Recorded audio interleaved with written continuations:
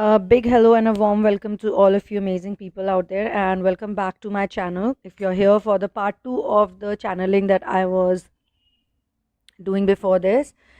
Now, this, as I said, is a very important channeling because here the divine feminine is making the announcement. The universe had made the announcement, but the divine feminine still did not know as to why the universe or the masters are telling her, or they are saying this, that, look who's here. She's not able to understand that. But now she's feeling that change, she's feeling that connection with herself, and all these 11 years that she has spent in this journey, she's able to figure it out now as to why things were happening the way they were happening. Now, I got actually a knock from during the channeling, and I was told to correct myself because I was saying 2009, 2010, 2009, 2010. So I was told that it is not 2009, 2010, it is 2009. 2009 is the time when on the planet lot of twin flame relationship seekers suddenly came up. They suddenly popped up because this is the time when these energies were thrown into the universe, and this is the time when a big change was needed. 2012 was an important year, and so then things kept proceeding. So now, after all the toxicity that the divine feminine has seen, what she has realized is that she should have always had that faith in herself. But earlier, when she was manifesting things and she was manifesting relationships and she was manifesting money and all those things were just happening because she had simple goals which were related to the worldly things, the materialistic things like jobs or like business or like relationships in the worldly scenario. So in the worldly scenario, how is a good relationship seen? Okay, so the guy should be handsome, he should be good looking, he should be either tall, dark and handsome, or he should be fair, or things like that, light eyes, blue eyes, and he should have money, he should be able to take care of her, he should take her out on dates, he should do very nice things for her to impress her, to show his love to her. And his family should be accepting, or if not family, if the divine feminine didn't care so much even back then, she just wanted to get a man or get a job or get money or get recognition. She had a checklist for everything, that these are the points. If these are the points match up to what the other person is offering me, then it's fine. So she realized that whatever she was looking for in a person, she was getting it. But she was never happy. She was never feeling the love. She was never actually able to feel the connection. And that's when things changed drastically for her, because she's going on committing to people, 2 years, 3 years is a long time, or she's devoting herself in the relationship. She's ignoring all the problems, she's ignoring the things because there is no real depth, there is no real connection. But she has to learn by experience, and that this is exactly how the divine feminine's journey is been.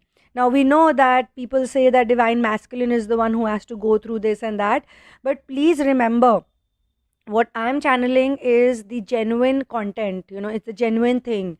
And most of you who have started the journey in 2009 would know that before 2009 you actually did have all of those things, but you got bored of it, you got sick and tired of it.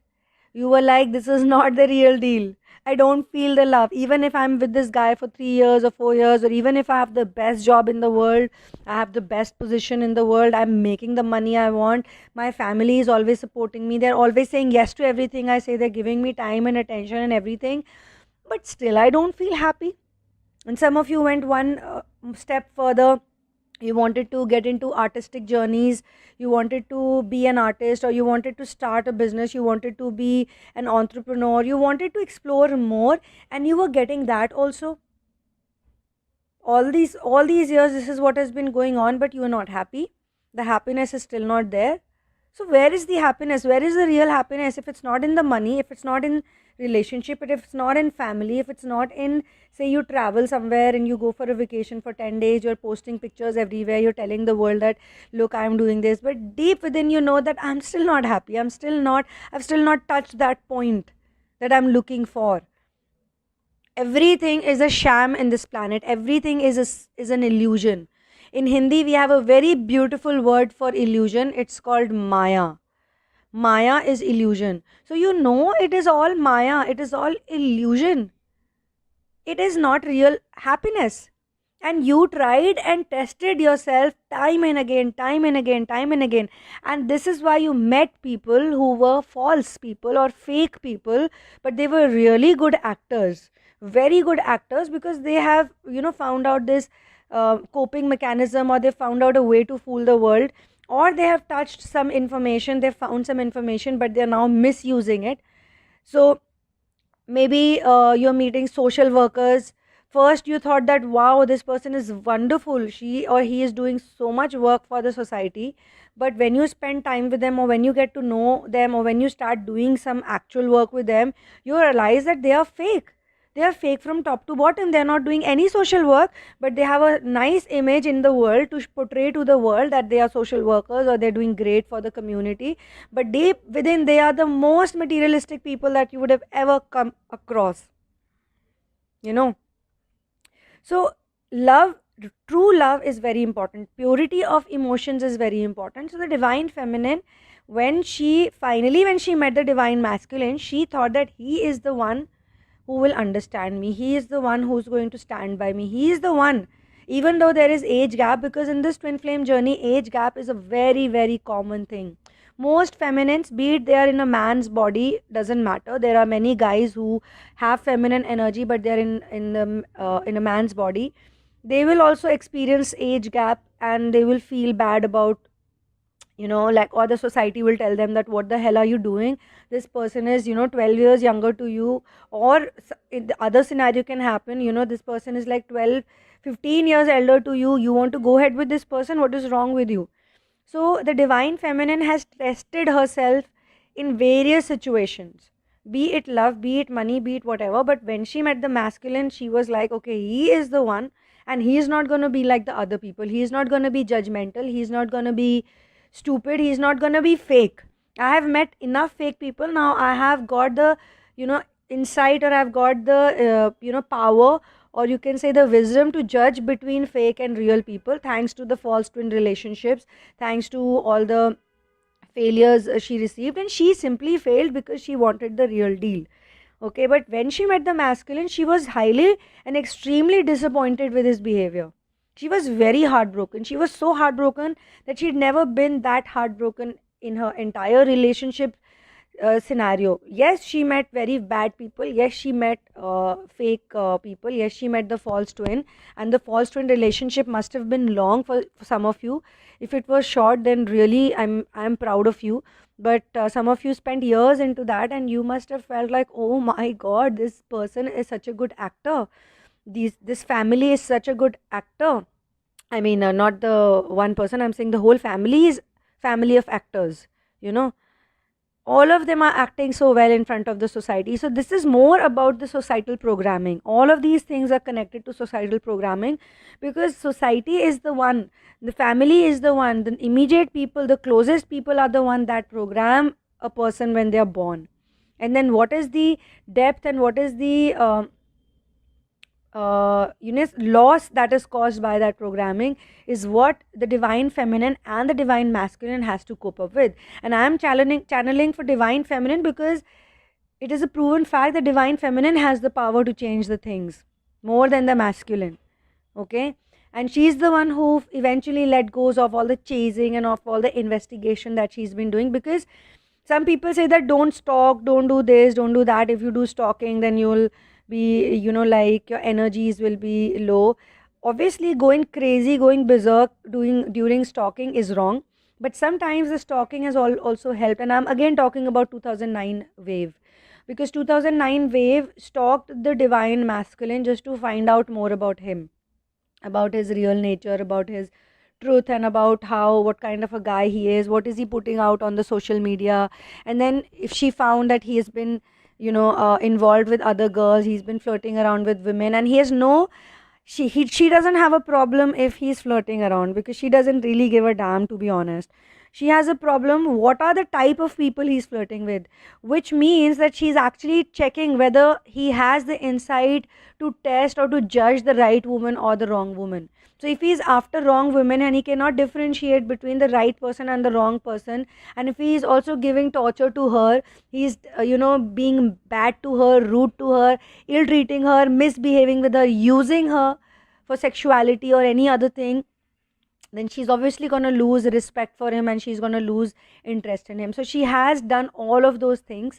She has done an investigation and she's done with it. She's done with everything, and thanks to the divine masculine, the jolt that she received from him, or the soul shock that she got from him, that you know this was my final thing, this was the last thing. This, after this I didn't want to care, after this I didn't want to bother, because I knew that he is the right person. And now this person, after all my inner work and after all my years of investigation and all my years of information collection and all my years of healing myself, healing my wounds, and she had such horrible, difficult, painful wounds that she worked on, this person turned out to be like such a sham. She was shocked.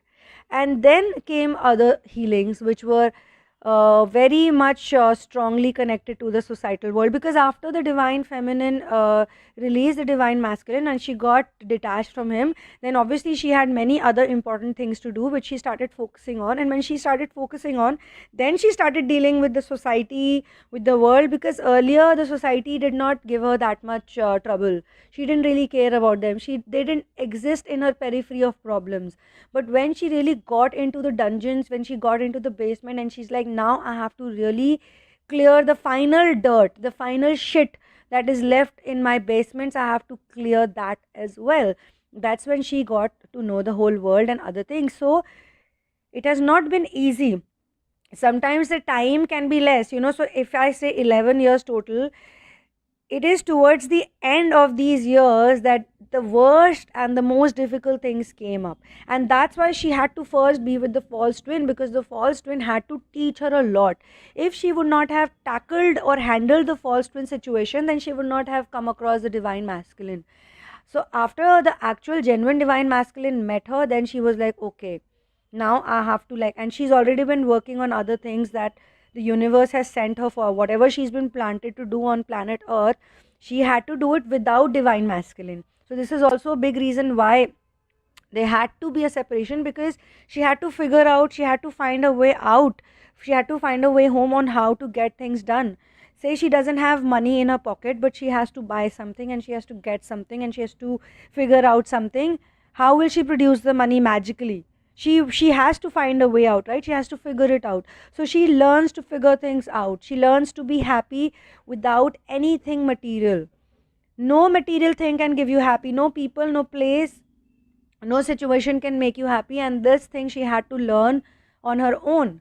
That's why there has to be a separation. Now I will talk about the divine masculine as well, but at this point in time, she is the person who doesn't need the divine masculine. She's free now, she's independent, she's a free spirited soul, and free spirited souls usually don't depend on anyone, be it for love, be it for attention, be it for affection. They are their own power house. They are their own source of energy, because they have now found the divine connection, and they know that this is the real connection. The divine connection is the real thing. Everything else is illusion. Like I said, everything else is Maya. So when all this Maya had surrounded her and paralyzed her and she did not know what to do, that is the point in time that she figured out how to get out of those things and live her life in the most authentic manner. So in this channeling, the divine feminine collective, the woken up identity of this divine feminine, that person is talking. She is talking to, be it herself or be it to other divine feminine. Maybe she's trying to wake other divine feminines up who have also been in this journey for such a long time. And I have to tell you guys that this journey is not gonna end in 1 year, 2 years, 3 years, 4 years. This takes time. This shit takes time. You have to buckle up. You have to brace yourselves for it. Do not think that it's gonna happen like with a click of your fingers. So what is the final thing that she's saying now? So this is so beautiful. I had channeled a few lines that the universe and the divine feminine collective have given to me. So now I'm just continuing it. So she said that she doesn't want the bad people to win. She doesn't want false energies to win. She doesn't want fake things to win. She wants to bring the real change, and she doesn't really care about what the world has to say to her or what the world thinks. So she is saying that I am going to break all the boundaries. I'm going to cross all the boundaries, and probably most of you already have. And this is why this feeling, these words are coming from their soul, from within. They are just coming. She cannot stop these words, so she's just going on saying it very clearly that I'm gonna break all the boundaries, I'm gonna break down all the doors, and no one can touch me, no one can do anything to me. Without moving, without lifting a finger, I can get things done. That is her confidence that is talking. That is all the inner work she's talking. And she's telling people, if you still haven't recognized who I am, then recognize me now. So this is not like she's requesting them, she's telling them. She's accepted it. She has recognized her capabilities, and now she's telling them that, recognize who I am. If you don't, I don't care. It's your loss, but you know, this is who I am. And then she says that I don't care about the world, I don't care about the society, I don't care about what other people think about me. I don't care. I don't care a damn. I don't give a rat's ass. I don't care at all, you know. And I just have to figure out, and I just have to see how do I get my things done. And what I do, for me, what's important is my mission, it's my purpose. Whatever my purpose is, I don't even need to tell other people. I don't need to discuss with my family or with my friends or with some lover or with someone that, hey, this is what I want to do, this is what I need to do, I have to do this, these are the resources I would need. No, she doesn't care. She's saying, in my mind, in my energy body, I do whatever I want to do. I don't care what the world has to say. The world can say positive to me, the world can say negative to me, they can praise me and they can abuse me, like verbally. It's the same for me. It is nothing but soil for me. Like, you pick up, like some soil, you throw it, you, like how you throw the ash in the air. It's the same thing for her, whether you praise me. So earlier, there have been time when people praised her, they said nice things to her, and she got influenced by them, and she thought that, oh, these are such wonderful people. Especially when she was meeting people who were working in different areas, say social work or humanity or this or that. She came across people who had really sweet language, really sweet words, really, loving behavior, really affectionate body language, and she got influenced by that, and she got like impressed by that. Now she doesn't care about that. She knows that there are some people in the planet, they are very nice on the face, but inside they are horrible. They are darkest souls ever, they're evil souls. So they will say a compliment, or they will talk about big things that they are going to do for others, but they don't do anything, they don't mean anything. So that's the reason why she doesn't care about, what sweet words people say or what hatred this. And she's also come across people who are very, difficult, or very like how do I put it, like the words, not so sweet, actually not sweet talkers, that's a simple way to say it. She met people who were not sweet talkers, they were very crass, and they were very, like, in the face and very straightforward. And initially she didn't like them, and she felt that, oh, they don't even know how to speak, they're so mean, they're so rude. And with time she realized that those people were the better ones, people were the good ones. So she has realized so many things in the last, all these 11 years, 2009 to now 2020. It's been a very long time, and she's figured it out. So now she knows that I don't care about the good things people say, I don't care about the bad things people say. I am a neutral person, okay?